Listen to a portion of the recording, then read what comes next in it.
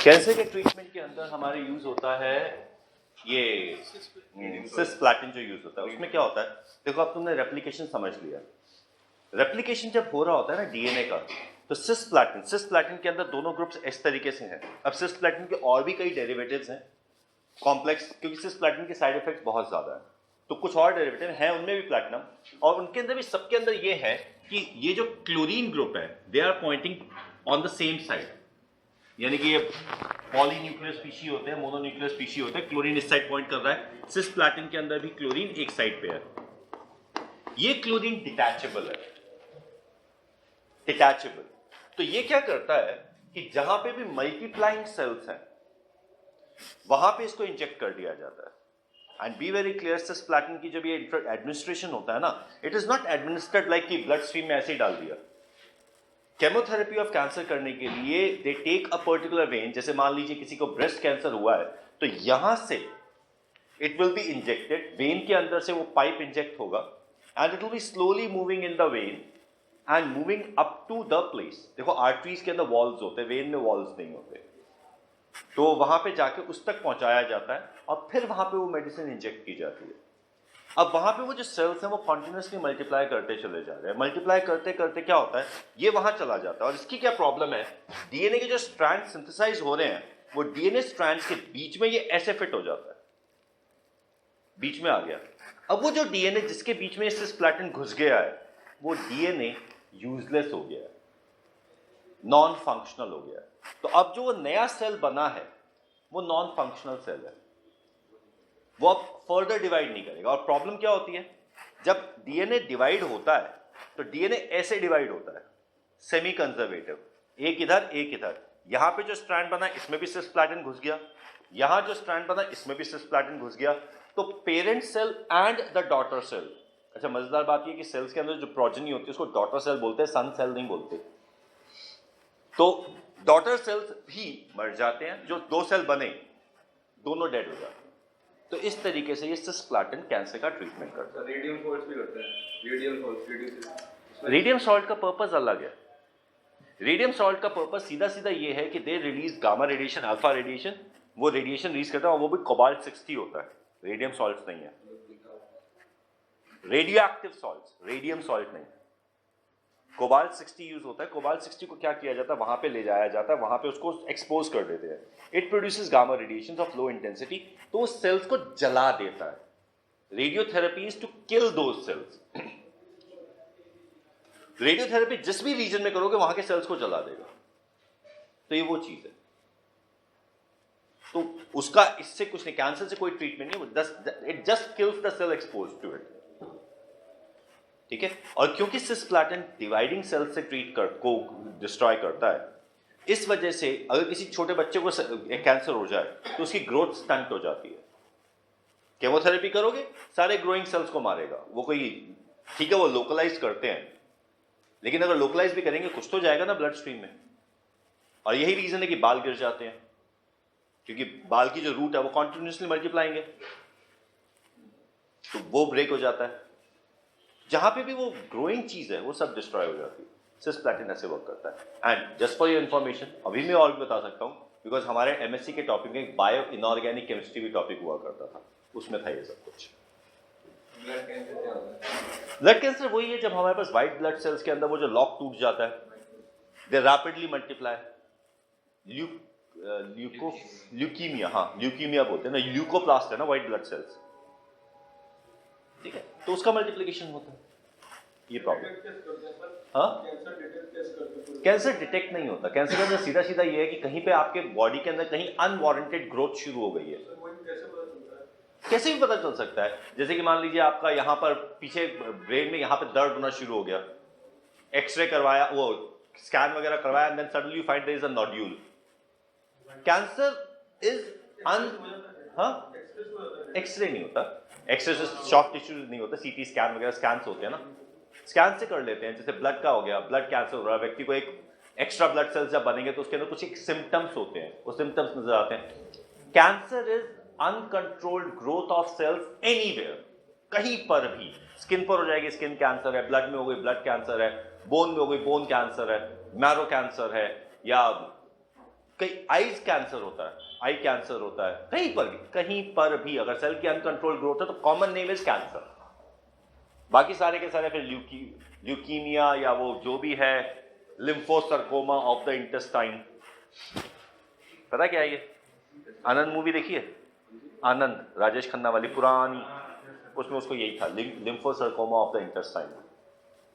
वो भी एक कैंसरस पार्ट है, वो भी कैंसर है। तो कहीं पर भी uncontrolled growth is called cancer. ये तो डिटेक्शन तो हर किसी का अलग अलग सिम्टम्स होते हैं,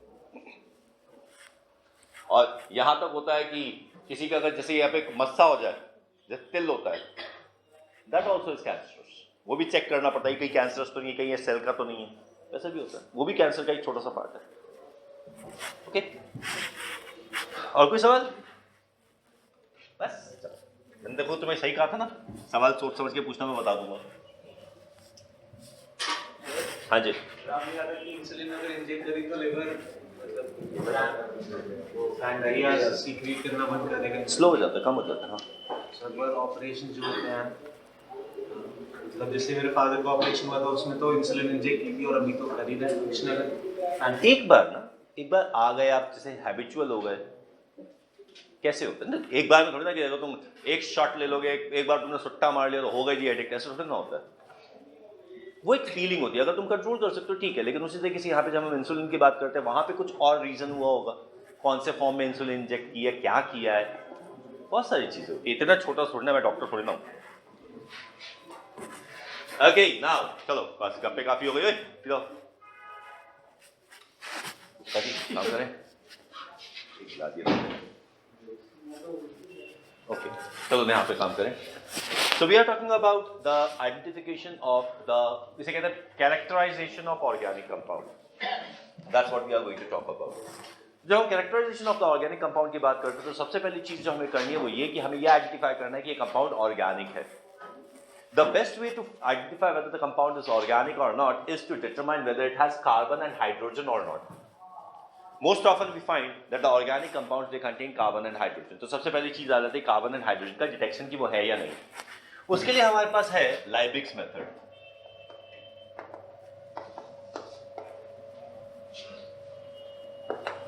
ये एक सिंपल सा मेथड है। यहां पर हमारे पास एक लाइबिक्स ट्यूब है।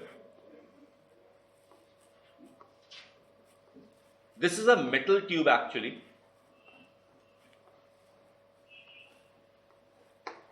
अब इस मेटल ट्यूब के अंदर एक प्लैटिनम बोट है।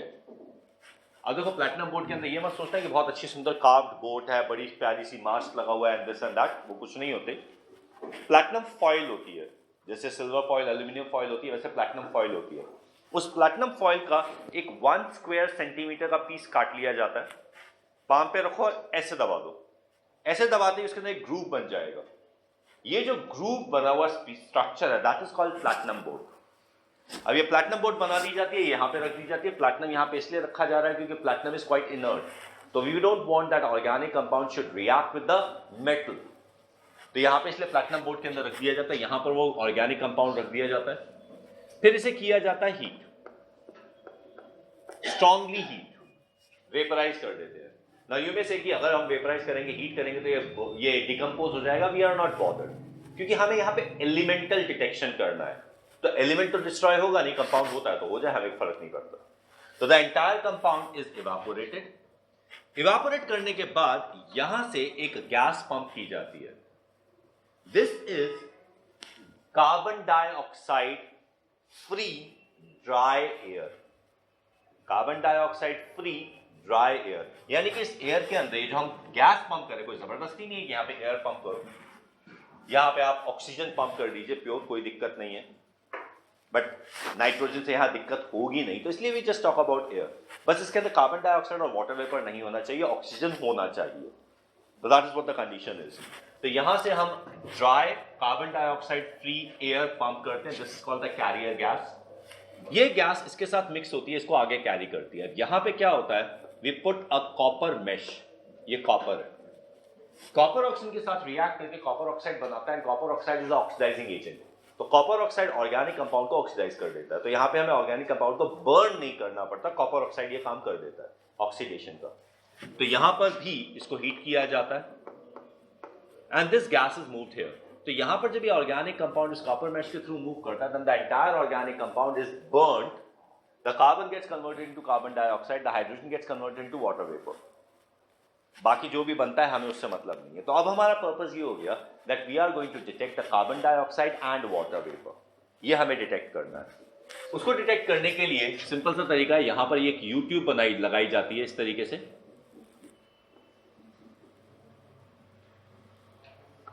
This is the U tube. ठीक है, ये पहली U-ट्यूब है, ये दूसरी U-ट्यूब है.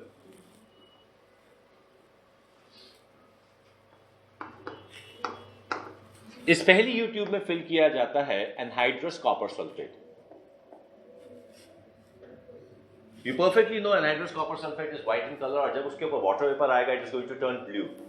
So that is going to detect water, बता देगा कि इसमें water vapor है. और यहां पर फिल किया जाता है लाइम वाटर, और यहां पे एक और वर्ड होता है baryta water. Baryta water is barium hydroxide. तो चाहे कैल्शियम हाइड्रोक्साइड हो, चाहे बेरियम हाइड्रोक्साइड हो, कार्बन डाइऑक्साइड की तरह साथ इक्वली बिहेव करता है, and this is going to form a white precipitate which is going to make the solution milky, and that is the detection of carbon dioxide. तो इस तरीके से हमें पता चल जाएगा इसमें water vapour and carbon dioxide है या नहीं, हाइड्रोजन कार्बन है या नहीं. नाउ वंस वी फाइंड कि इसमें कार्बन हाइड्रोजन है, अब सेकंड स्टेप होता है कितना है. We need to find the percentage. तो परसेंटेज करने के लिए ये सिस्टम एज इट इज ही है, इसमें कुछ छोटे छोटे चेंजेस किए जाते हैं. जैसे कि यहां पे ऑर्गेनिक कंपाउंड जब इनिशियली डाला था तो वी डिडंट बॉदर अबाउट कितना डाला, थोड़ा सा उठा के ऐसे ही डाल दिया. नाउ वी वेट कि कितने ग्राम कितने मिलीग्राम है, यहां पे इसको एग्जैक्टली वे कर लिया जाता है. तो organic compound is weight. Further यहां पे इस कॉपर सल्फेट की जगह कैल्शियम क्लोराइड डाल दिया जाता है, anhydrous. Calcium chloride has a very high affinity for water, तो calcium chloride will be able to absorb water much more effectively. दूसरा, यहां पे बेराइटा या कैल्शियम हाइड्रोक्साइड की जगह पोटेशियम हाइड्रोक्साइड डाल दिया जाता है. किसी किसी किताब में ये भी लिखा हुआ you can put lithium hydroxide, लेकिन लिथियम हाइड्रोक्साइड पोटेशियम हाइड्रोक्साइड से कहीं ज्यादा कॉस्टली है, तो इसलिए पोटेशियम हाइड्रोक्साइड ही नॉर्मली यूज किया जाता है. तो यहां पे पोटेशियम हाइड्रोक्साइड डाल दिया. अब बी वेरी क्लियर, ये दोनों चीजें कार्बन डाइऑक्साइड और वाटर वेपर को डिटेक्ट करने के लिए यूज नहीं हो सकती. उसका सिंपल सा रीजन है, कैल्शियम क्लोराइड इज व्हाइट, पानी डालने के बाद भी व्हाइट ही रहता है. Potassium hydroxide is a solution, carbon dioxide डालने के बाद भी सॉल्यूशन ही रहता है, तो इसलिए डिटेक्शन के लिए यूज नहीं हो सकता. तो डिटेक्शन के लिए ये यूज होगा, एस्टिमेशन के लिए ये यूज होगा. एंड फर्दर यहां पे कैल्शियम क्लोराइड डालने के बाद इस जो U-ट्यूब है, इस पूरे को एग्जैक्टली वे कर लेते हैं. ये एक्सपेरिमेंट से पहले इसका वेट कितना था, उसके बाद जब कार्बन डाइऑक्साइड वाटर वेपर पास करोगे तो वाटर वेपर को ये एब्जॉर्ब कर लेगा, इसका वेट इंक्रीज हो जाएगा. ये कार्बन डाइऑक्साइड को एब्जॉर्ब कर लेगा, इसका वेट इंक्रीज हो जाएगा. इनिशियल वेट को इसमें से सब्ट्रैक्ट कीजिए, you are going to get the weight of the water और carbon dioxide that has been absorbed. अब अगला तो प्रोसीजर बहुत ही वाहियात सा, सिंपल सा, तुम्हें क्या बताऊं, बेइज्जती करने का मूड नहीं है, फिर भी हल्का सा हिंट करना चाहिए ना, पता चलेगा मैंने नहीं करवाया. हमारे पास 44 ग्राम कार्बन डाइऑक्साइड है, उसमें 12 ग्राम कार्बन है. अब जितना मास ऑफ कार्बन डाइऑक्साइड आपके पास आया उसमें से कार्बन निकाल लीजिए. Mass of carbon divided by mass of organic compound multiplied by 100 is going to give you a percentage of carbon. Is that clear? ठीक है. अब इसका फॉर्मूला जो आपने बनाना है 12 divided by the mass of, कर लेना, ठीक है. 12 divided by 44 into the mass of the carbon dioxide produced will give you the mass of the carbon divided by the organic compound into 100 will give you the percentage of carbon. ठीक है. ये फॉर्मूले तुम बना सकते हो ना, कोई दिक्कत तो नहीं है. चलो, इसी तरीके से हाइड्रोजन का निकल जाएगा. तो this is the Liebig's method of detection and estimation of carbon and hydrogen. ठीक है. अगर हमने यहाँ पे लाइबिक्स डायग्राम बना रखा है, तो जब लाइबिक्स डायग्राम बना रखा तो एक एस्टिमेशन यहाँ पे और कर लेते हैं, and that is called the Dumas method of estimation of nitrogen. Dumas method के अंदर काफी कुछ अरेंजमेंट ऐसा ही है. फर्क कहां है, ये कॉपर की जगह कॉपर ऑक्साइड मैश है,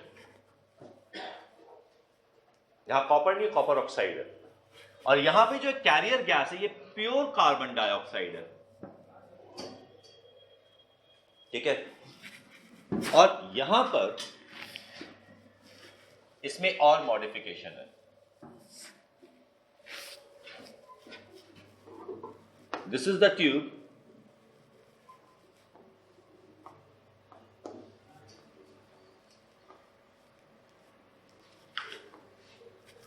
इसे कहते हैं बी हाइव शेल्फ।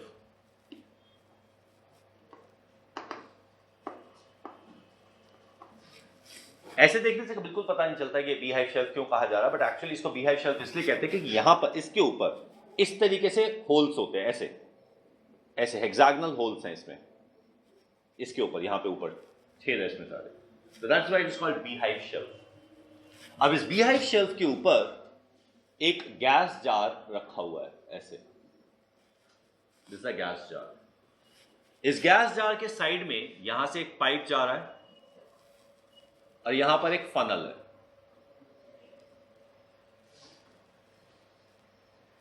ठीक है, and this entire assembly is in a trough and this whole is filled with potassium hydroxide solution. तो ये ऊपर तक भरा हुआ है, यहां तक भरा हुआ है। ठीक है, now this is a pressure gauge, pressure maintain रखता है ये, एक कांस्टेंट प्रेशर। यहां से कार्बन डाइऑक्साइड पंप की जाती है, ऑर्गेनिक कंपाउंड इवेपोरेट होता है, यहां पे ऑक्सीडाइज हो जाता है। अब कॉपर ऑक्साइड ऑलरेडी है, ये इसको ऑक्सीडाइज कर देता है, कार्बन डाइऑक्साइड बन जाएगा, वाटर वेपर बन जाएगा। नाइट्रोजन हैज अ टेंडेंसी कि नाइट्रोजन कंटेनिंग किसी भी कंपाउंड को अगर आप स्ट्रांगली हीट कर देते हैं, रिएक्ट करवा देते हैं, तो it converts into nitrogen, nitrogen में कन्वर्ट हो जाता है। तो ये नाइट्रोजन सारा का सारा नाइट्रोजन मॉलिक्यूल गैसियस स्टेट में कन्वर्ट हो जाएगा। जब इसको यहां पे पास करोगे तो वाटर तो यहां पे है ही, थोड़ा बहुत कंडेंस हो जाएगा, कार्बन डाइऑक्साइड सारा का सारा इसमें डिसॉल्व हो जाएगा, जो आपने पंप की है, जो कार्बन डाइऑक्साइड बनी है, वो पूरा का पूरा इसमें डिसॉल्व हो जाएगा। अगर मान लीजिए इसमें और कोई एक्स्ट्रा एलिमेंट है, जैसे सल्फर है, क्लोरीन है, या कोई भी है, they all are non metals, they form acidic oxides, तो वो सारे के सारे एसिडिक ऑक्साइड इसमें डिसॉल्व हो जाएंगे। ओके, अब सिर्फ नाइट्रोजन है जो इसमें डिसॉल्व नहीं होगा, तो यहां पर नाइट्रोजन कलेक्ट होना शुरू हो जाएगा। ये ग्रेजुएटेड सिलेंडर है, आपको पता चल गया कितने मिलीलीटर नाइट्रोजन कलेक्ट हुआ। अब इस नाइट्रोजन के अंदर एक पर्टिकुलर टेम्परेचर में वाटर के ऊपर कलेक्ट हो रहा है, तो इसमें वाटर वेपर भी होगा। That water vapour present in it is termed as aqueous tension. Aqueous tension is the vapour pressure of water here. तो बी वेरी क्लियर, छोटा सा इंफॉर्मेशन है, यहां पे ये प्रेशर गॉज आपको प्रेशर बताता चला जा रहा है, ये इतने प्रेशर पे कलेक्ट हो रहा है। इस प्रेशर में से उस पर्टिकुलर टेम्परेचर की एक्वस टेंशन को सब्ट्रैक्ट कर दिया जाता है। क्लियर? तो उस एक्वस टेंशन को अगर सब्ट्रैक्ट कर दो तो you will get the pressure of dry nitrogen. You have got the pressure of the dry nitrogen, you have got the volume of the dry nitrogen. I think pressure, volume, temperature से आप number of moles of dry nitrogen निकाल सकते हैं, number of moles से mass निकल जाएगा, mass से percentage निकल जाएगी। So this is the Dumas method.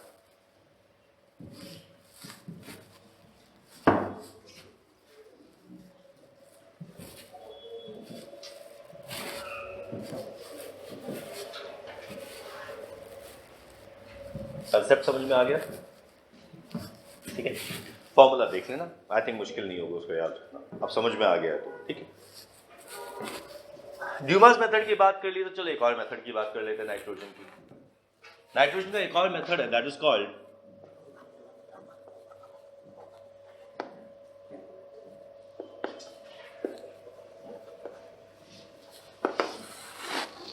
जेल्डाल्स method. कजल नहीं बोलते, जेल्डाल्स। अब इस जेल्डाल्स मेथड के सेंटर में है एक Kjeldahl's flask. It's a long neck flask. Lab में बहुत ज्यादा यूज होता है, कहीं पे मेल्टिंग पॉइंट डिटरमाइन करना होता है तो जेल्डाल्स फ्लास्क यूज कर लेते हैं। डिस्टिलेशन ना करके बॉइलिंग पॉइंट डिटरमाइन करना होता है तो जेल्डाल्स फ्लास्क यूज कर लेते हैं। तो कई जगह ये जेल्डाल्स फ्लास्क यूज हो जाता है। अब इस जेल्डाल्स फ्लास्क के अंदर यहां पे डाला जाता है कंसंट्रेटेड सल्फ्यूरिक एसिड। अब इस कंसंट्रेटेड सल्फ्यूरिक एसिड में थोड़ा सा कॉपर सल्फेट डाल दिया जाता है, थोड़ा सा पोटेशियम सल्फेट डाल दिया जाता है, थोड़ा सा मर्क्यूरिक सल्फेट डाल दिया जाता है. Copper and mercuric sulphate are considered to be acting as a catalyst, whereas potassium sulfate is a salt which further increases the boiling point of concentrated sulfuric acid. Concentrated sulfuric acid का boiling point करीबन 280 degree Celsius है, तो काफी high temperature ये बर्दाश्त कर जाता है. इसमें एक predetermined amount, weighed amount of organic compound डाला जाता है, और डालने के बाद इसे स्ट्रांगली हीट कर देते हैं. यहां पर इस तरीके से फनल लगा दिया जाता है, ऐसे खुला हुआ है ये फनल, यहां पे ऐसे रख दिया जाता है. बस इस फनल का काम ये है कि जो भी यहां पर अटैच हो रहा उसको ना जाने दे, कुछ कुछ जो है लिक्विड्स उसको वापस डाल दे, बाकी प्रेशर उसमें चेंज नहीं करना. तो that is how it is kept. इसको हीट कर दिया जाता है. It is called digesting. The organic compound is digested with concentrated sulphuric acid. Clear? पर हाँ, यहाँ पे एक छोटी सी इंपॉर्टेंट बात है कि सल्फ्यूरिक एसिड में कहीं कोई नाइट्रिक एसिड नहीं होना चाहिए. हमारे यहाँ क्या होता था कि कई बार होता था कि सल्फ्यूरिक एसिड है, सल्फ्यूरिक एसिड को हम जनरली बाथ में यूज करते हैं as a liquid to determine the melting and boiling point, क्योंकि हाई बॉइलिंग पॉइंट होता है इसका. तो जब करते थे तो कभी कभी क्या होता था कि ऑर्गेनिक कंपाउंड या किसी का मेल्टिंग पॉइंट निकाल रहे हैं, ट्यूब लगा रखी वो टूट गई, सल्फ्यूरिक एसिड में गिर गया. फिर उसके बाद क्या करते थे, पूरा एक कंटेनर हुआ करता था, उसमें सारे सारे सल्फ्यूरिक एसिड डाल दिया करते थे, काला पड़ जाता था सल्फ्यूरिक एसिड. तो लैब असिस्टेंट भी इंटेलिजेंट होते थे, वो क्या करते थे, वो काला पड़ गया ना, कोई बात नहीं, लेंगे पूरे को पूरे कंटेनर को बड़ा सा सल्फ्यूरिक एसिड का, उसमें कुछ छोटा सा अमाउंट पोटेशियम नाइट्रेट का डाल देंगे और उसको हीट कर देंगे. पोटेशियम नाइट्रेट को डालने के बाद जब हीट करते हैं तो नाइट्रिक एसिड प्रोड्यूस हो जाता है. ये नाइट्रिक एसिड एक स्ट्रॉन्ग ऑक्सीडाइजिंग एजेंट है, और खासतौर से सल्फ्यूरिक एसिड की प्रेजेंस में जितना भी ऑर्गेनिक मटेरियल होता था जो उसको काला कर रहा है उसको ऑक्सीडाइज कर देता था, और वो क्लीन, नीट एंड क्लीन, चमकदार सल्फ्यूरिक एसिड बन जाता था, बहुत बिल्कुल साफ सुथरा, पता ही नहीं चलता था कभी कॉन्टैमिनेट हुआ है. ठीक है? तो उस चक्कर में क्या होता था कि कभी ऐसा एक्सपेरिमेंट करना हो ना, तो पहले वो टीचर बोल देता, ओए स्टॉक वाला सल्फ्यूरिक एसिड मत दे दियो, क्योंकि स्टॉक वाले सल्फ्यूरिक एसिड में नाइट्रोजन पहले से ही डाल रखा है. क्लियर? तो यहां पर इसका ख्याल रखना है. अब यहां पर उसको डाइजेस्ट कर दिया जाता है ऑर्गेनिक कंपाउंड को.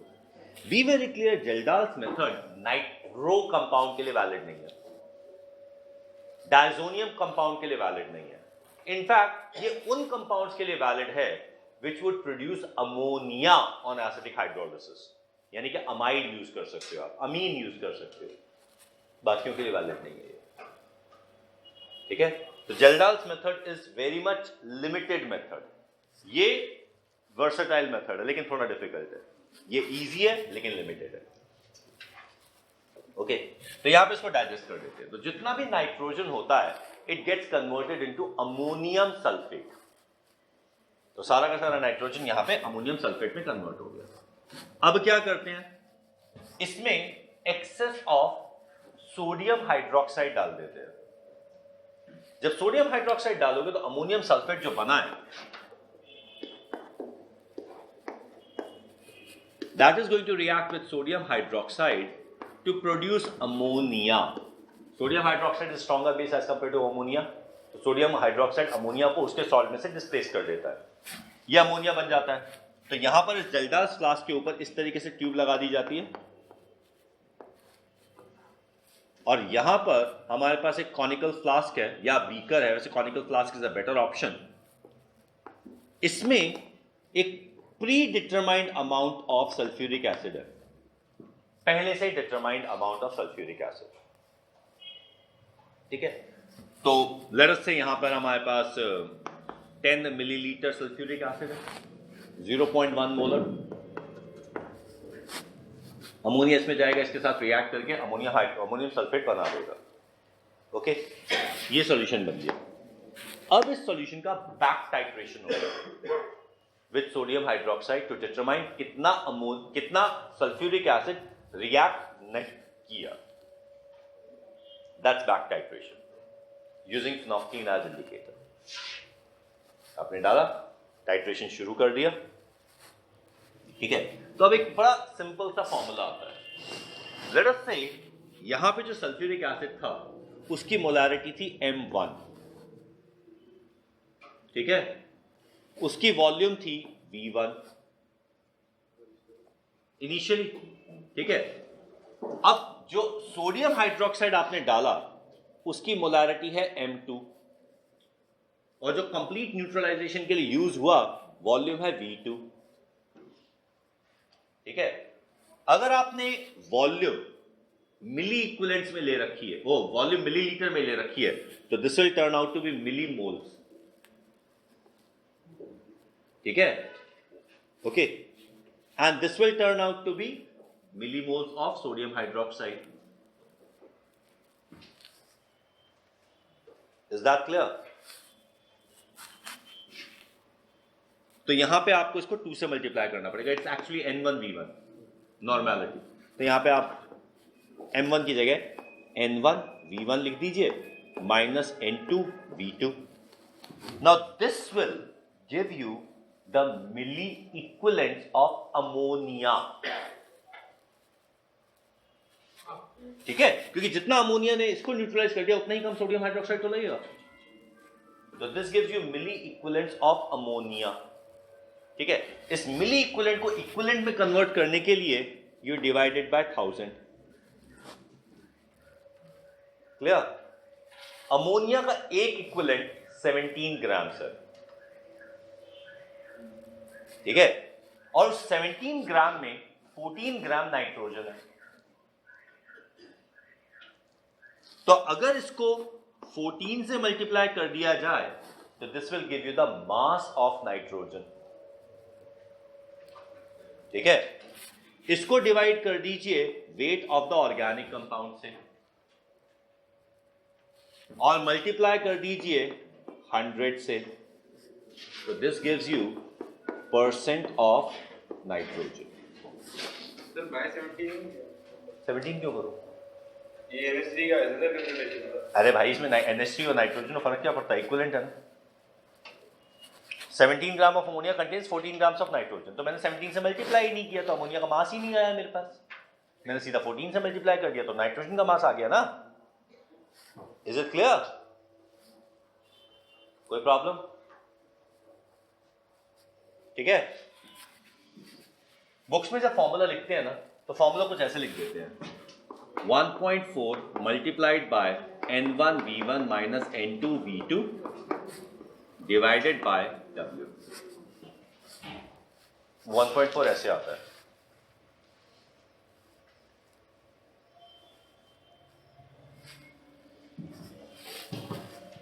अच्छा, एक्चुअल फॉर्मूला ये है, ठीक है।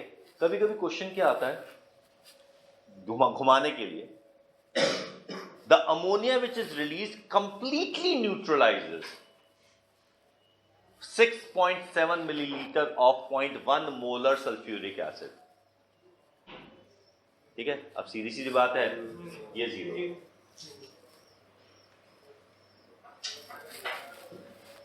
ठीक है,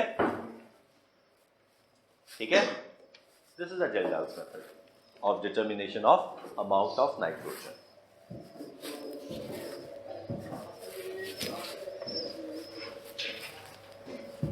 ठीक है। अब ये देखो, हमने कार्बन और हाइड्रोजन को डिटेक्ट कर लिया। अब हमें और सब्सटेंसेस को भी डिटेक्ट करना है। Now the remaining substances other than carbon and hydrogen are termed as extra elements and be very clear, oxygen is not included in the extra elements. कभी कभी ऐसा क्वेश्चन, वैसे है तो वाहियात सा क्वेश्चन, पर पूछने में क्या जा रहा है, which of these elements can not be detected और estimated in the organic compound directly? The answer is oxygen. Oxygen कभी भी डायरेक्टली ना तो एस्टिमेट होता है ना ही डिटेक्ट होता है। बाकी सारी चीजें डिटेक्ट और एस्टिमेट करने के बाद जो परसेंटेज में गैप बचता है वो ऑक्सीजन को एट्रीब्यूट कर दिया जाता है। तो इसलिए ऑक्सीजन को एज सच एक्स्ट्रा एलिमेंट में इंक्लूड नहीं किया जाता। जब एक्स्ट्रा एलिमेंट में डिटेक्शन की बात आती है तो एक्स्ट्रा एलिमेंट में हम इंक्लूड करते हैं पहला halogen, that is chlorine, bromine, iodine. Fluorine की बात यहां नहीं की जाती, तो chlorine, bromine, iodine, that's extra element. Then we have nitrogen. Nitrogen is an extra element. अभी तो हमने एस्टिमेशन कर दिया, डिटेक्शन तो हुआ ही नहीं, ठीक है, nitrogen, and then we have sulphur and then phosphorus. So these are the extra elements, that is halogen, nitrogen, sulfur, phosphorus. So these are the list of extra elements. अब इनमें से इनको डिटेक्ट करने के लिए हम यूज करते हैं लसान्स टेस्ट।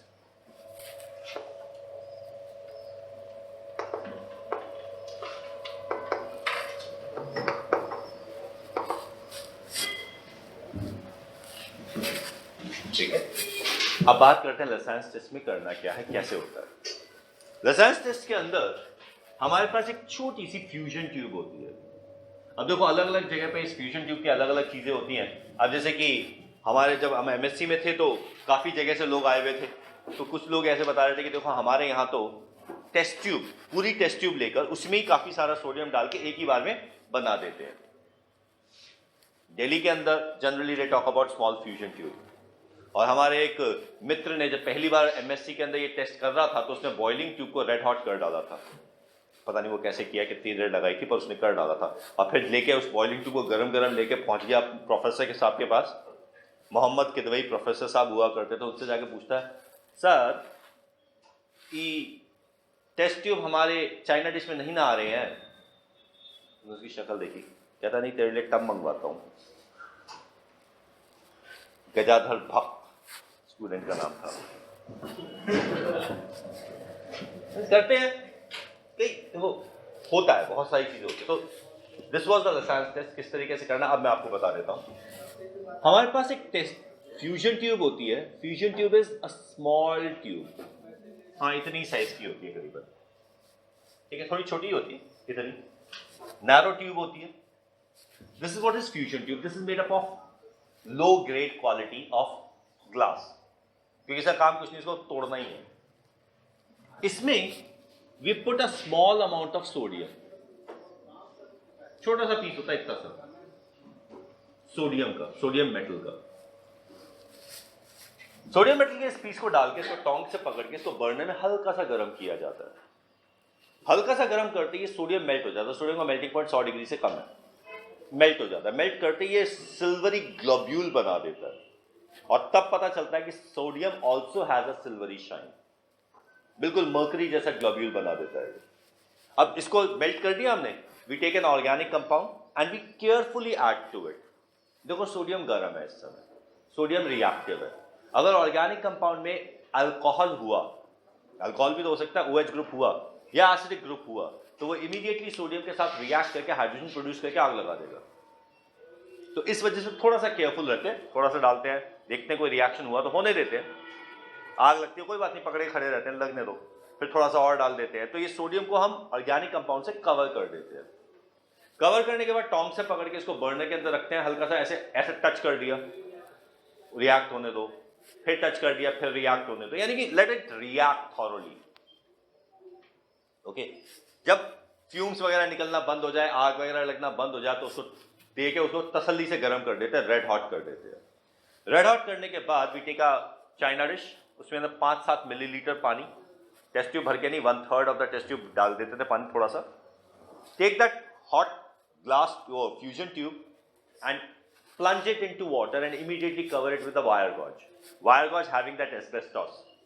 उसके लिए कारण सीधा सीधा है कि जब आप गर्म ग्लास को पानी के अंदर डालोगे तो वो चटकेगा, चटकेगा तो उछलेगा, ठीक है। छोटे छोटे पीसेज है, आंख आंख में गिर गए तो गुड नाइट हो जाएगी, गुड मॉर्निंग की जगह, तो इसलिए। और फिर कई बार ऐसा होता था कि डालो एकदम से आग लग जाती थी, कुछ सोडियम रिएक्टेड नहीं रह गया, बच गया, कोई बात नहीं, कोई टेंशन नहीं, कर लो, छोड़ दो। एक और फ्यूजन ट्यूब से रिएक्ट करवाओ 3 बार। जनरली स्कूल में हमें 3 बार करते थे, एमएससी के अंदर कहते हैं 1 ही बार कर लो बहुत है। अगर सेंसिटिव टेस्ट यूज करते तो 1 बार में काम हो जाता है। हम करना होता था हमें 3 बार, करते थे हम 5 बार। सोडियम के पीस लेके आते थे 10, 5 से एक्सपेरिमेंट, 5 से खेलना। खेला है कभी तुमने सोडियम से? ओके, तो नाउ वो हमारे पास चाइना डिश के अंदर बन गया। उसको ले जाते थे बर्नर के ऊपर, बर्नर के ऊपर उसको बॉईल किया। बॉईल करते हुए थोड़ा सा सोडियम हाइड्रोक्साइड और डाल दिया। तो it should be an alkaline medium. तसल्ली से बॉईल किया, उसको अच्छी तरह क्रश किया, टेस्ट ट्यूब के होल्डर के पीछे वाले हिस्से से अच्छी तरह क्रश किया, and then filter it. This solution is generally not very clear. तो अब जो फिल्ट्रेट आया है that is called Lassaigne's extract. ठीक है, now this extract will be used to detect these elements. Important बात यह है कि यहां पे अब ये जो एक्सपेरिमेंट था ना, यहां तक तो था ऑर्गेनिक, अब इसके बाद ये पूरा इनऑर्गेनिक बन गया, क्योंकि अब ये सारे के सारे जो कंपाउंड्स बन चुके हैं सोडियम के साथ हीट करने पर, वो सारे के सारे आयोनिक कंपाउंड्स बन चुके हैं। जैसे कि सोडियम के साथ हीट करने पे ये जो X है दैट कन्वर्ट्स इनटू NaX, यानी कि NaCl, NaBr, NaI। ठीक है, नाइट्रोजन, अगर हमारे पास नाइट्रोजन ही है तो ऑर्गेनिक कंपाउंड की हम बात कर रहे हैं ना, ऑर्गेनिक कंपाउंड में नाइट्रोजन कार्बन के साथ रिएक्ट कर जाएगा, तो it is going to form, nitrogen is going to give us NaCN, sodium cyanide. ठीक है, अच्छा एक बड़ा इंपॉर्टेंट क्वेश्चन होता है, which of these compounds will not be giving positive test of nitrogen in Lassaigne's test? Be very clear, Lassaigne's test में आप cyanide को डिटेक्ट करते हो, नाइट्रोजन को नहीं। तो अगर ऐसा कोई कंपाउंड है जो ऑर्गेनिक नहीं है, उसमें नाइट्रोजन है, वो लसान्स टेस्ट नहीं देगा। जैसे कि हाइड्राजीन, हाइड्रोक्सिलामीन, ठीक है, ये लसान्स टेस्ट नहीं देंगे क्योंकि इनके नाइट्रोजन के साथ कार्बन नहीं है। तो just be little careful, nitrogen के साथ कार्बन होना जरूरी है, तभी वो लसान्स टेस्ट दे सकता है। ओके, तो यहां पर सोडियम साइनाइड में कन्वर्ट हो जाएगा। Sulphur will convert into sodium sulphide. और अगर किसी ऑर्गेनिक कंपाउंड में नाइट्रोजन एंड सल्फर दोनों हैं, यानी कि नाइट्रोजन प्लस सल्फर है, तो it is going to convert into NaSCN, thiocyanate. तो अब हमारा काम सिर्फ इतना है, इन्हें डिटेक्ट करो। फॉस्फोरस नहीं किया अभी, देखो जहां तक किया। ठीक है, चलो उसने बोल दिया तो फिर मैं भी ये बता देता हूं कि फॉस्फोरस के साथ थोड़ा सा चेंज है। फॉस्फोरस की टेस्ट करने के लिए पहले हम इसको सोडियम के साथ नहीं, सोडियम पेरोक्साइड के साथ हीट करते हैं। फॉस्फोरस डिटेक्शन अगर करना होता है तो ऑर्गेनिक कंपाउंड को सोडियम पेरोक्साइड के साथ हीट किया जाता है। Sodium peroxide is an oxidising element, तो सोडियम फॉस्फाइड नहीं बनता, सोडियम फॉस्फेट बनता है। तो फॉस्फोरस के डिटेक्शन के लिए सोडियम पेरोक्साइड के साथ हीट करना होता है। तो चलिए ठीक है, अब आपके कहने अनुसार phosphorus gets converted into PO4 Na3PO4। ठीक है, अब इन एनायंस को डिटेक्ट करना। क्लियर? आता है? सबसे पहला test, add to it a few drops of nitric acid, heat up it. Heat इसलिए करना होता है कि यहां पे साइनाइड अगर है तो उसको डिस्ट्रॉय करना जरूरी है, क्योंकि साइनाइड भी क्लोराइड जैसा टेस्ट देता है। तो you will be getting confuse. तो इसलिए nitric acid is added to first to make the solution acidic. Hydroxide इसमें सोडियम हाइड्रोक्साइड है तो उसको बेसिक से एसिडिक बनाना है, and to destroy sulphide, cyanide and thiocyanate if they might be present, क्योंकि ये सारे के सारे सिल्वर नाइट्रेट के साथ रिएक्ट करके प्रेसिपिटेट बना देंगे। सिल्वर सल्फाइड तो सीधा सीधा ब्लैक होता है, तो क्या लॉजिक रहा? सल्फाइड, सल्फाइड है बेटा, यहां पे सल्फाइड नहीं है। ठीक है, सोडियम के साथ सल्फाइड नहीं बनेगा, ऑक्सीजन कहां से आएगा? सोडियम और रिड्यूसिंग एजेंट है। क्लियर? अब इसको हमने सोडियम ये नाइट्रिक एसिड के साथ बॉईल कर लिया। अब उसके बाद add to it dropwise silver nitrate, white precipitate soluble in ammonia chloride, pale yellow precipitate soluble in excess of ammonia bromide. But organic chemistry में ब्रोमाइड नहीं बोलते, ब्रोमीन बोलते हैं, क्योंकि कंपाउंड में तो ब्रोमीन होगा ना, कोवलेंट है। ठीक है, and yellow precipitate insoluble in ammonia is iodine. अच्छा, यहां पर आप वो ड्राई टेस्ट नहीं कर सकते क्योंकि यहां पे सॉल्यूशन है, तो यहां पे वो MnO2 वाला गैसियस टेस्ट आप नहीं कर सकते, क्रोमाइल क्लोराइड टेस्ट आप नहीं कर सकते, पर हां यहां पे लेयर टेस्ट किया जा सकता है। You take the organic compound, ठीक है, थोड़ा सा नाइट्रिक एसिड के साथ आपने बॉयल वगैरह कर लिया, फिर उसके बाद आपने उसके अंदर डाल दिया एक कार्बन टेट्राक्लोराइड या carbon disulphide, and then you add dropwise chlorine water. So if it is bromine, the organic layer is going to turn orange, and if it's iodine, it's going to turn violet. काफी sensitive test होता है, आ जाता है. तो यहाँ पे layer test use किया जा सकता है. अच्छा हाँ, एक टेस्ट बताना भूल गया, बहुत इंपॉर्टेंट है. Even before we start the test with the organic compound, extra element detection शुरू करने से पहले एक टेस्ट जरूर किया जाता है, and that is called Bilstein test. Bilstein test. Bilstein test एक सिंपल सा टेस्ट है. You take a copper wire, copper turning, ऐसे लेते हैं, उठाते, टोंग्स में उठाते हैं, बर्नर में हीट कर देते हैं. बर्नर में जब हीट करते हैं तो some colour is obtained on the burner. उसको हीट करते रहते हैं जब तक कलर आना बंद ना हो जाए. कलर आना बंद हो गया, वो हॉट पीस है, उसको ऑर्गेनिक कंपाउंड के साथ टच कर देते हैं, मेल्ट होकर ऑर्गेनिक कंपाउंड के साथ चिपक जाता है. फिर से बर्नर में हीट कर देते हैं. Now we might get a colored flame in the burner again. If you get the colored flame in the burner, फेंको, experiment शुरू करो. And if you do not get the colored flame in the burner, you should be happy. ये एक peculiar test है जो positive आने का कोई मीनिंग नहीं है, उसके नेगेटिव का यूज है. क्यों, बताता हूं. Copper reacts with halogen to form copper halide. Copper halides are volatile. In fact, maximum of the halides are volatile. They go into the flame and give color to the flame. ठीक है? तो Bilstein test is supposed to tell us that halogen is present. But problem ये है कि अगर हमारे पास nitrogen हो तो कॉपर साइनाइड भी इवेपोरेट हो जाता है, यूरिया हो तो भी इवेपोरेट हो जाता है, यानी कुछ भी हो इवेपोरेट हो जाता है. नाइट्रोजन हो, सल्फर हो, कुछ भी हो, इवेपोरेट होके वो कलर दे देता है. तो इसलिए ये अगर पॉजिटिव आ जाए कोई फायदा नहीं, कुछ भी हो सकता है. लेकिन अगर नेगेटिव आ जाए तो खुशी की बात है, हैलोजन नहीं है. एक टेस्ट कम हो गया. तो बाइल्स्टीन टेस्ट एक ऐसा टेस्ट है जिसके पॉजिटिव से ज्यादा उसके नेगेटिव की वैल्यू है. तो हम भी जब भी ऑर्गेनिक कंपाउंड हमें मिलता था डिटेक्शन करने के लिए, बताओ ये क्या सा कंपाउंड है, ऐसे ही दे देते थे. जैसे इनऑर्गेनिक एनालिसिस वैसे ऑर्गेनिक एनालिसिस होता, तो हमें ये दे दिया जाता है, बताओ ये ऑर्गेनिक कंपाउंड कौन सा है. तो उसमें हम शुरू करते ही सबसे पहले बाइल्स्टीन टेस्ट कर लिया करते थे. पॉजिटिव आ गया चल कोई नहीं, अगर नेगेटिव आ गया तो कम से कम बहुत टाइम बच जाता था, क्योंकि फिर ये लाइसेंस टेस्ट का पर्पस ही खत्म हो जाता था. ठीक है ना. अब ये हो गया, हैलोजन डिटेक्ट हो जाएगा. ठीक है, इसके लिए you have the solution. Add to it ferrous sulphate.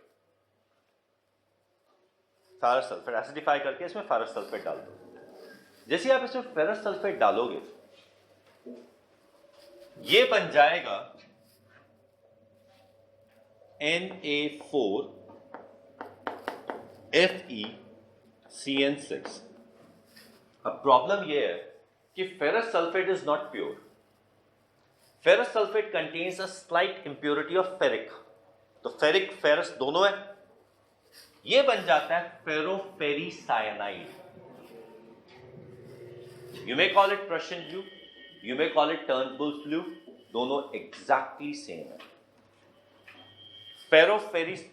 फेरीफेरोसाइनाइड is called turnbull blue and फेरो कुछ तो है, they are बस ये फेरोफेरी और फेरीफेरो का फर्क है. That's turnbull blue and Prussian blue, but it has been determined they are exactly the same.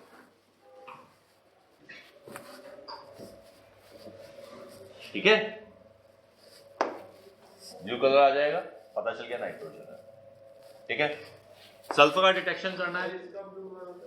ये ब्लू नहीं है, नहीं वो भी ब्लू नहीं है. फेरो फेरी दोनों जब होते हैं तब वो ब्लू होता है. ऐसे लिखो Na FeCN6. ये फेरोफेरीसाइनाइड है या फेरीफेरोसाइनाइड है। अब इंपॉर्टेंट बात ये कि ये +2 है तो ये +3 है, ये +3 है तो ये +2 है। और इसका जो कलर है वो कलर ही इसलिए है कि आयरन +2 और +3 आपस में इंटरचेंज हो रहे हैं, इनके बीच में इलेक्ट्रॉन का ट्रांसफर हो रहा है, तो कलर ही इसके वजह से है। तो फेरीसाइनाइड कलर्ड नहीं है, फेरोसाइनाइड कलर्ड नहीं है, फेरीफेरोसाइनाइड कलर्ड है।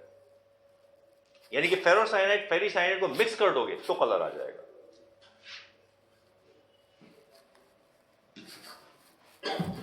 ठीक है,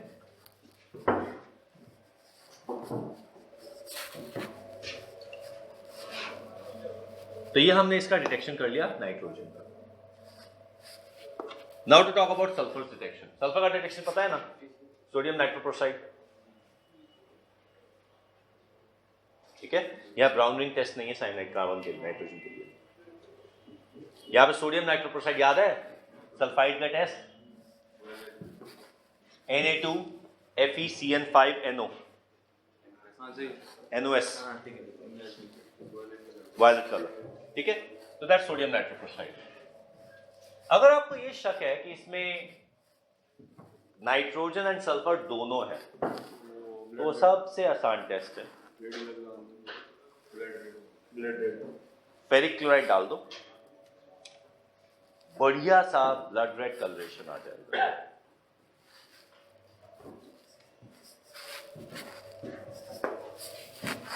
So that is the detection of sulfur as well as nitrogen.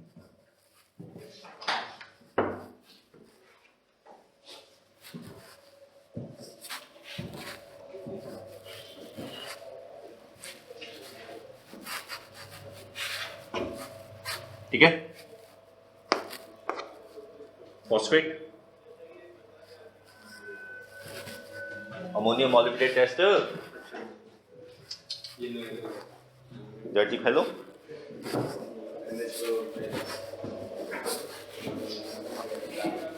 ठीक है। So we have just detected the extra elements.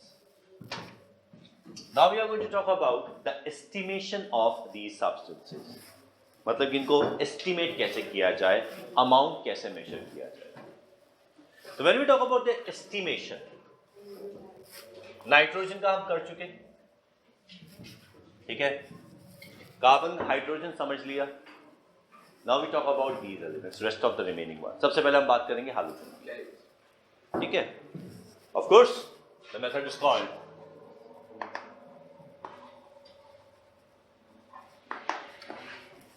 Carious method.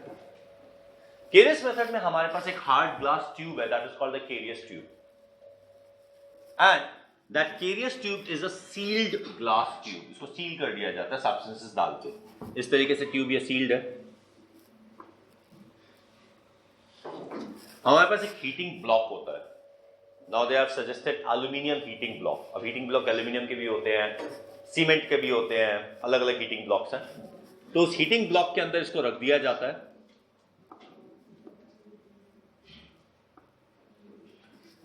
और इसको हीट किया जाता है। अब इसमें है क्या, इसमें हमारे पास है organic compound plus concentrated nitric acid, ठीक है, along with some material. Now this material changes with what we are trying to estimate. If we are trying to estimate the halogen, then this material is silver nitrate. यहां पर ये जब react करता है तो ये सारे के सारे कार्बन को कार्बन डाइऑक्साइड में, हाइड्रोजन को वाटर वेपर में, और हैलोजन को हैलोजन में कन्वर्ट कर देता है। हैलोजन सिल्वर नाइट्रेट के साथ रिएक्ट करके सिल्वर हैलाइड बना देता है, और सिल्वर हैलाइड प्रेसिपिटेट कर जाता है। तो यहां पे इसको हीट किया जाता है, यहां पे सिल्वर हैलाइड बन जाता है। इसको तोड़ के इसको फिल्टर किया जाता है। फिल्टर करने के बाद सिल्वर हैलाइड का अमाउंट मेजर कर लिया जाता है, ठीक है। अब सीधी सीधी बात है, अब तो इसके आगे तो स्टोइकियोमेट्री है। 35.5 grams of chlorine will form 143.5 gram of silver chloride. ठीक है, 80 grams of bromine will form 188 grams of silver bromide. And 127 gram of iodine will form, जो भी ऐड होता है, ठीक है, 235 ग्राम्स ऑफ सिल्वर आयोडाइड। बाकी कर लो, सिंपल। कोई कंफ्यूजन? तो इस तरीके से हम हाइड्रोजन को डिटेक्ट कर लेते हैं। अब बात आती है सल्फर की। अगर सल्फर को डिटेक्ट करना है, बाकी सब कुछ सेम है। यहां पे है barium chloride, BaCl2।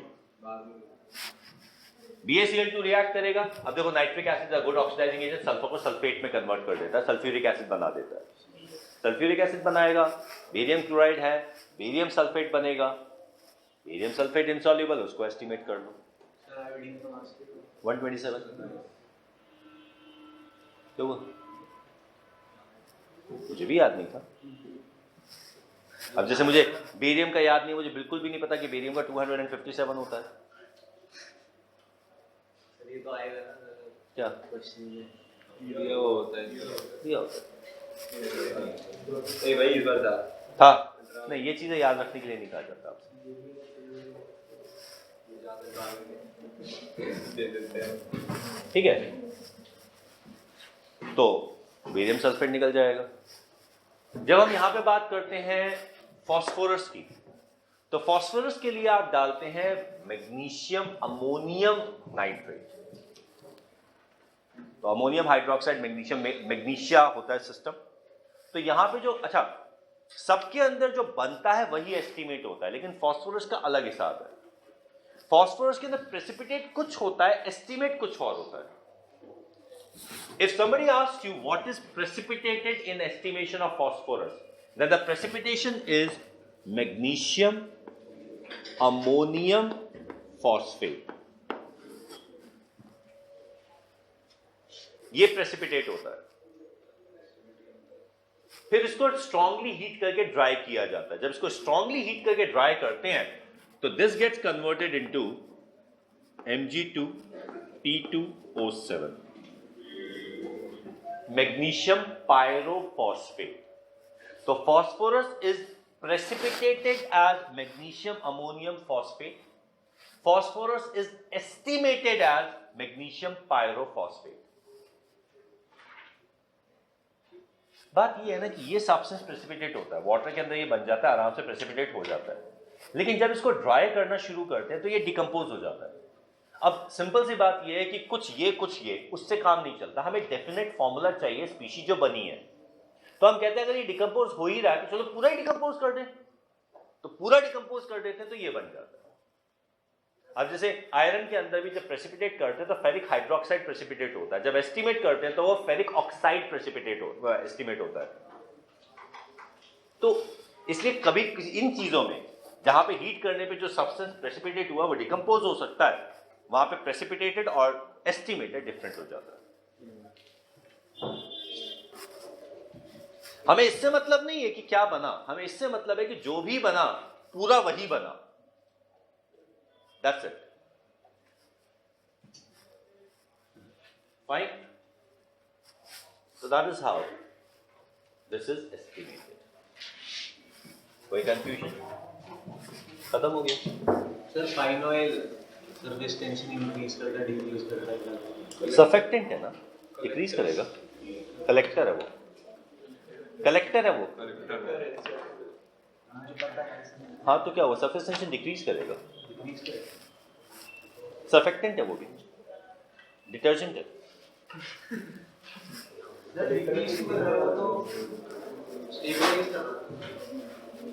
Stabiliser aniline है।